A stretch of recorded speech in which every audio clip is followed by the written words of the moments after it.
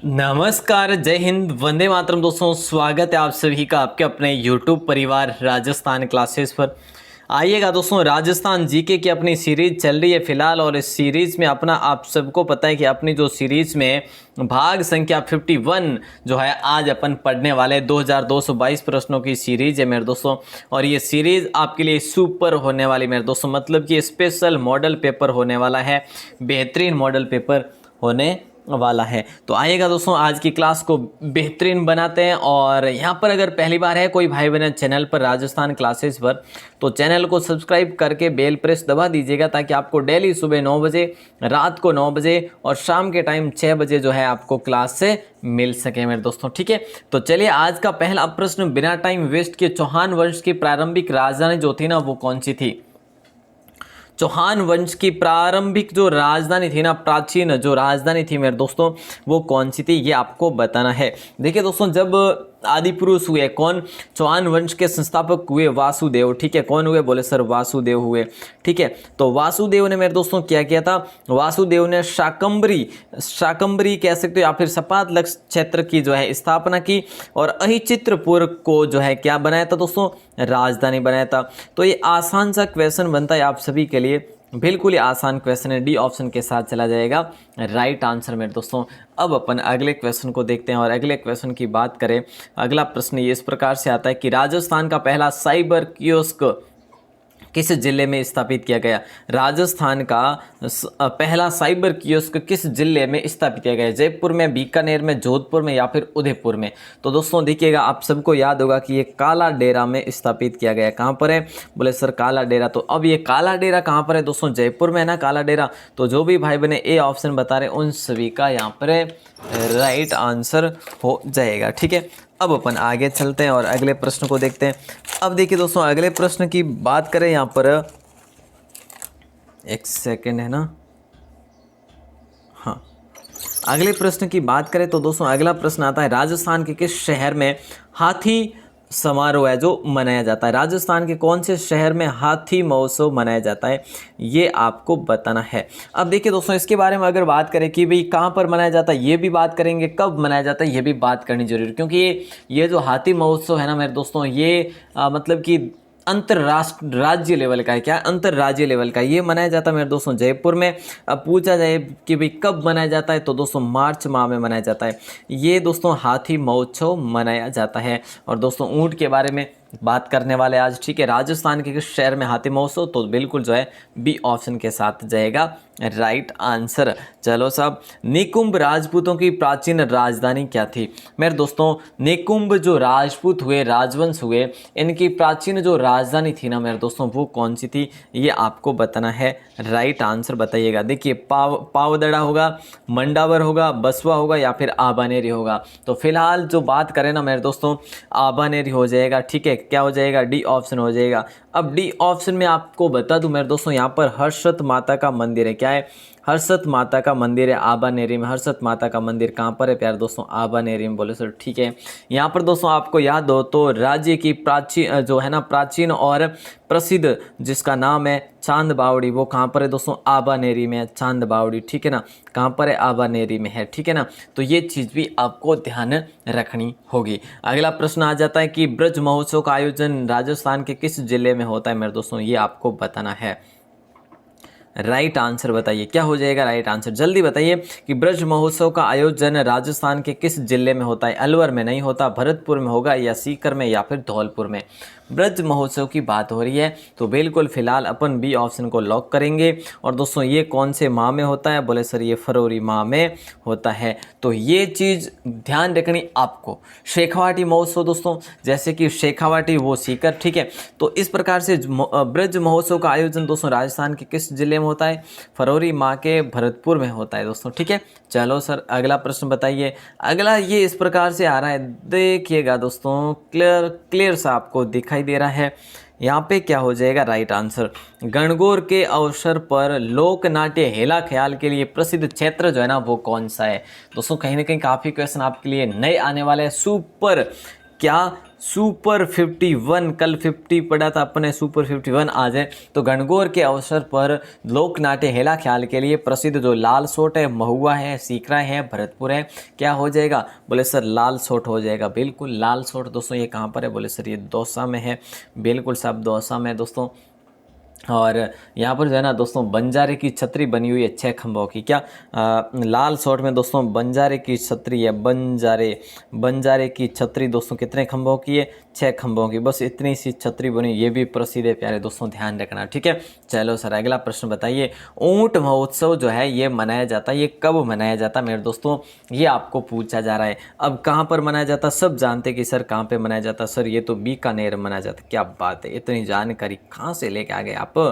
चलिए बढ़िया, अच्छी बात है कि आपको ये जानकारी ध्यान है कि ऊंट महोत्सव जो है बीकानेर में मनाया जाता है, ठीक है। तो कौन से माह में दोस्तों? जनवरी ऑप्शन है, जुलाई भी ऑप्शन है, ऑप्शन मार्च भी है और ऑप्शन जो है अप्रैल भी है। लेकिन हम जिस ऑप्शन के साथ जाने वाले वो ऑप्शन आपका जनवरी, ए ऑप्शन हो जाएगा राइट आंसर, ठीक है। ऊंट महोत्सव जो है ये जनवरी माह में मनाया जाता है। और दोस्तों मरु महोत्सव कौन से माह में मनाया जाता है?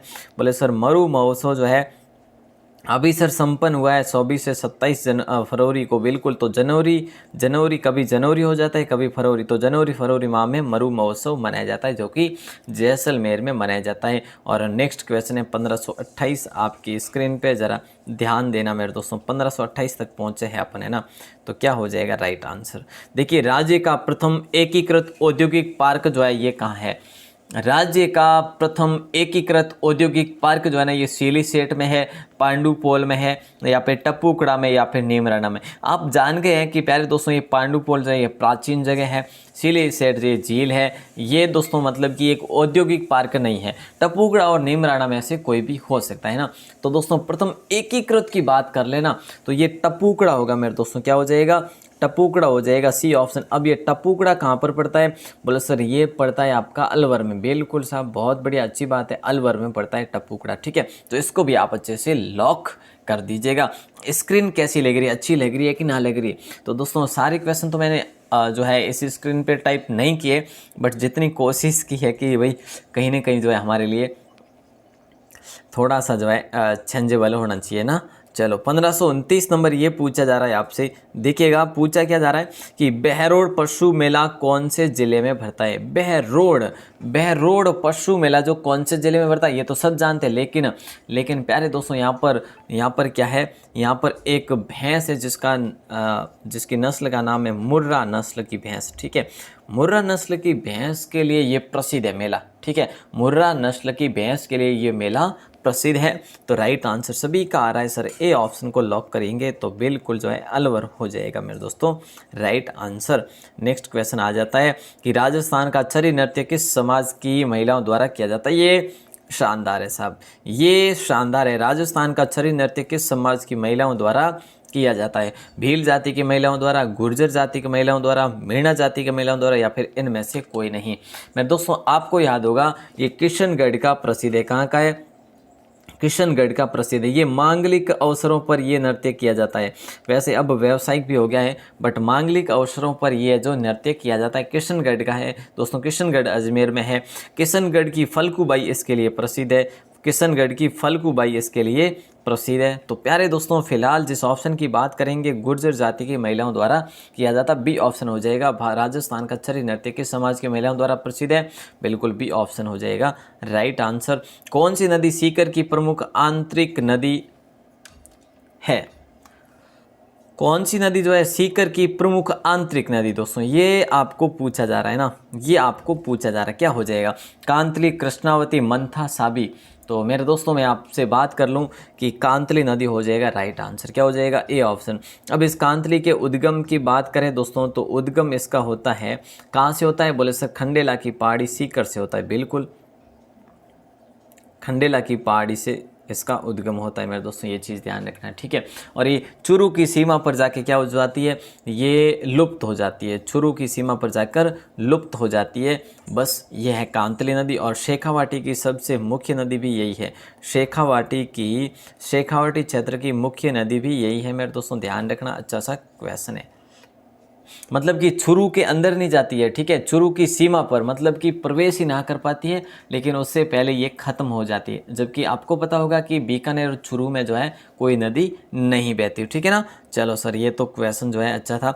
अगला प्रश्न नंबर 1532, और ये पूछा जा रहा है कि राज्य में ग्रेनाइट एवं लाइमस्टोन खनन के लिए प्रसिद्ध क्षेत्र कौन सा, इनमें से कौन सा क्षेत्र जो है लाइमस्टोन खनन के लिए प्रसिद्ध है, या ग्रेनाइट के लिए? नवलगढ़ तो दोस्तों हवेलियों के लिए प्रसिद्ध है, ठीक है। सूरजगढ़ भी दोस्तों ये भी भित्ति चित्रों और के लिए प्रसिद्ध है, ठीक है। निमोचना दोस्तों ये तो हत्याकांड के लिए प्रसिद्ध है, ठीक है, जिसको दोहरी डायरी बताया था, आपको याद हो तो दोस्तों, ठीक है, किसने? गांधी जी ने। तो यहाँ पे उदयपुर वाटिका हो जाएगा दोस्तों। उदयपुर वाटिका ये कहाँ पर पड़ता है? बोले सर ये झुंझुनू में पड़ता है, ठीक है, बिल्कुल झुंझुनू में। दोस्तों आपको याद होगा कल मैंने आपसे शाह मोहन जी की बावड़ी का पूछा था ना क्वेश्चन, तो वो उदयपुर वाटिका जो कि झुंझुनू में, यहीं पर वो बावड़ी है दोस्तों, ठीक है ना।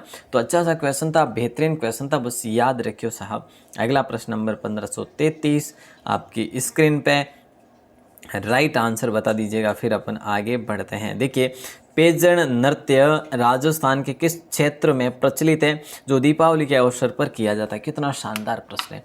पेजण नृत्य दोस्तों, क्या पेजण नाम से नृत्य पढ़ा होगा क्या?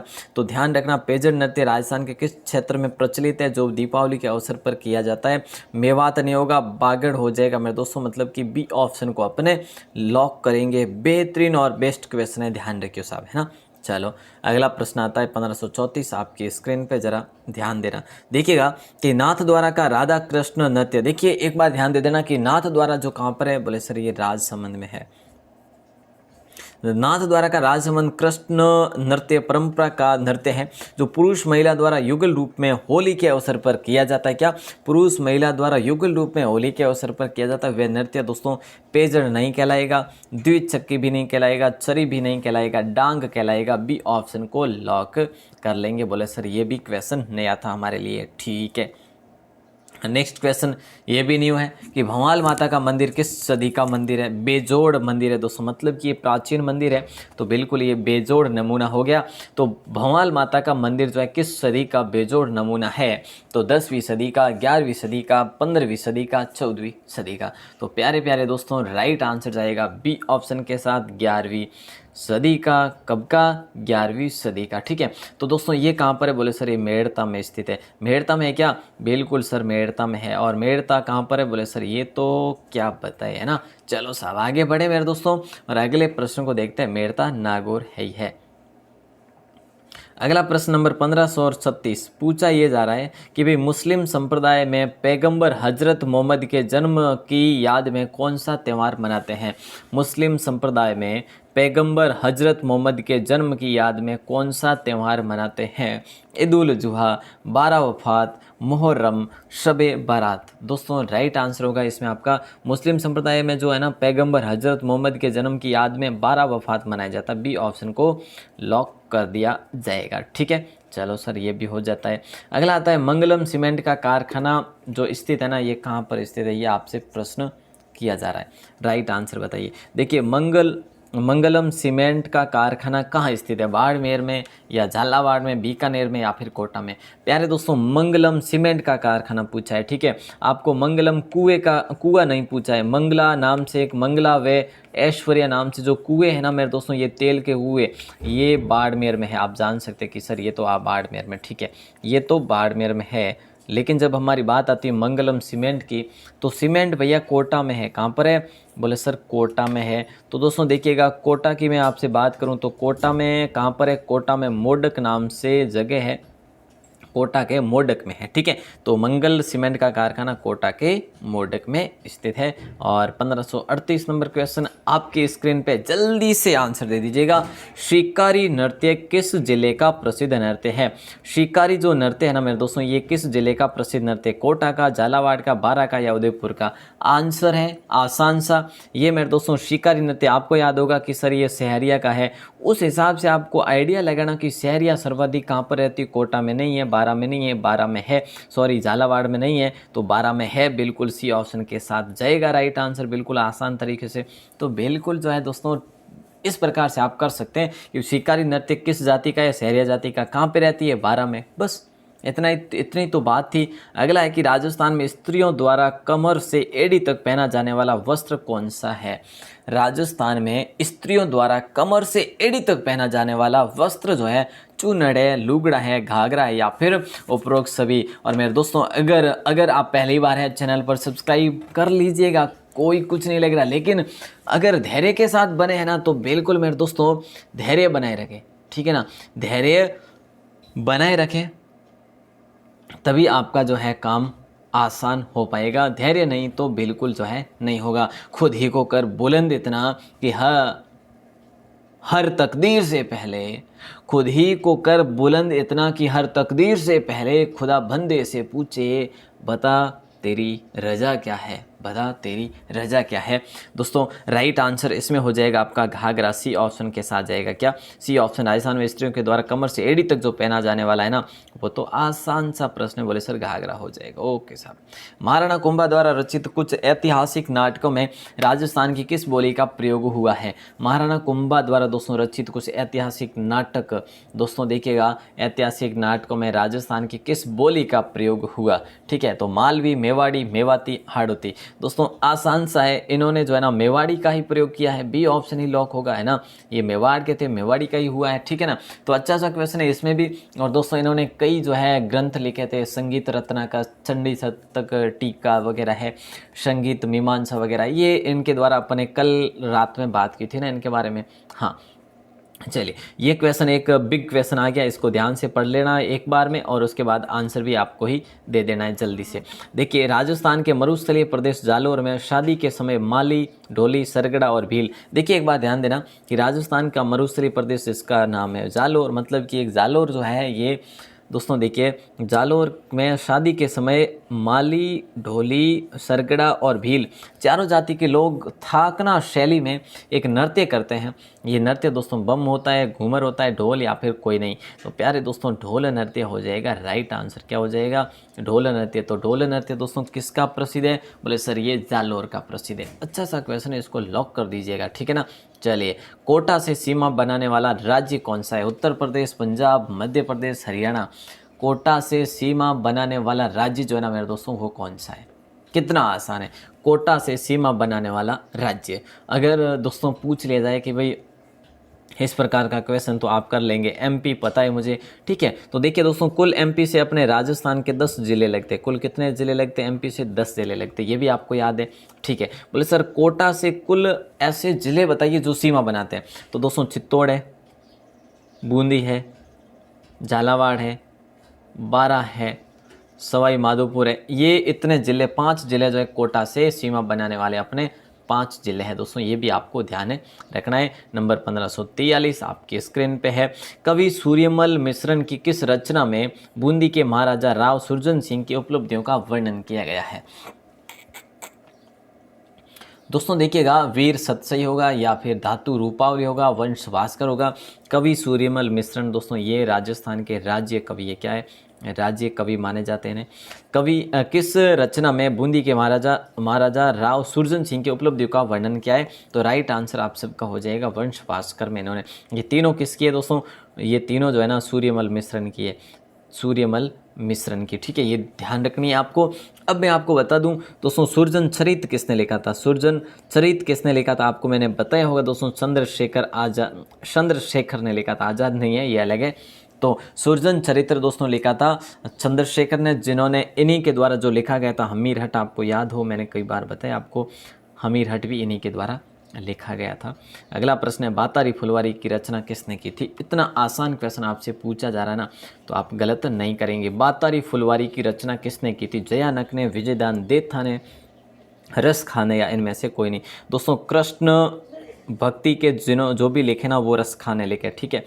तो देखिए बातारी फुलवारी की बात करें तो विजयदान देथा हो जाएगा, और दोस्तों जयानक की बात करें तो पृथ्वीराज विजय हो जाएगा, ठीक है। जयानक ने क्या लिखा था? पृथ्वीराज विजय लिखा था दोस्तों, ठीक है। और विजयदान देथा ने बातारी फुलवारी लिखा था। अच्छा सा क्वेश्चन है।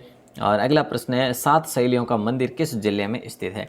दोस्तों क्या पढ़ा आपने 7 सहेलियों का मंदिर कहाँ पर है? 7 सहेलियों सहेलियों का मंदिर किस जिले में है? कोटा, झालावाड़, जैसलमेर या फिर बीकानेर? इतना आसान सा क्वेश्चन है मेरे दोस्तों, और इसे अपन पद्मनाभ मंदिर भी कह सकते हैं, पद्मनाभ मंदिर भी कह सकते हैं। श्री कृष्ण को ये समर्पित है, झालावाड़ में स्थित है। बी ऑप्शन के साथ जाएगा राइट आंसर, ठीक है, बी ऑप्शन हो जाएगा, झालावाड़ में है। नेक्स्ट क्वेश्चन है, रुक्मणी हरण ग्रंथ के रचयिता कौन है? दोस्तों ये आपको बताना है, जल्दी बताइए। देखिए दोस्तों, राइट आंसर रुक्मणी हरण ग्रंथ के रचयिता जो है ना वो कौन है? जयानक है और ईसरदास है, इनमें से कोई नहीं। दोस्तों जब तक जो है ना स्वास्थ्य एकदम से सही ठीक नहीं हो जाता तब तक मैं थोड़ी सी जो है लो आवाज़ में ही बोलूँगा, मतलब तेज़ आवाज़ में नहीं बोलूँगा, ठीक है। तो इसीलिए जो अपनी क्लासेस भी कंटिन्यू रह सके, और वैसे कुछ ज़्यादा ही भी तेज़ बोलूँगा तो भी बात वही रहेगी, ठीक है। ध्यान रहे मेरे दोस्तों, यहाँ पे रुक्मणी हरण ग्रंथ के रचयिता जो है कौन है? जयानक, पद्मनाभ, ईसरदास या फिर इनमें से कोई नहीं। तो यहाँ पे इनमें से कोई नहीं हो जाएगा, मतलब कि कौन हो जाएगा? सायाजी झूला के द्वारा ये लिखा गया, सायाजी झूला।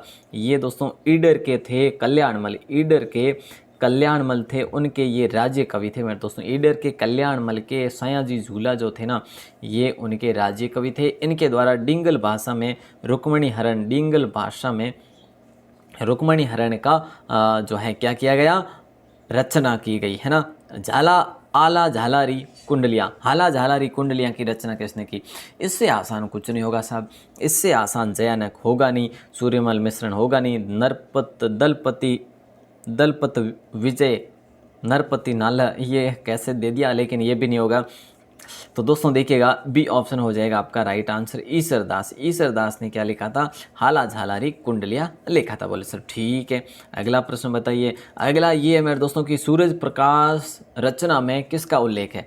ये सूरज प्रकाश, पहले तो हमें ये पता होनी चाहिए लिखी किसने थी मेरे दोस्तों। ये लिखी थी कविया कर्णिदा ने। किसने लिखी थी?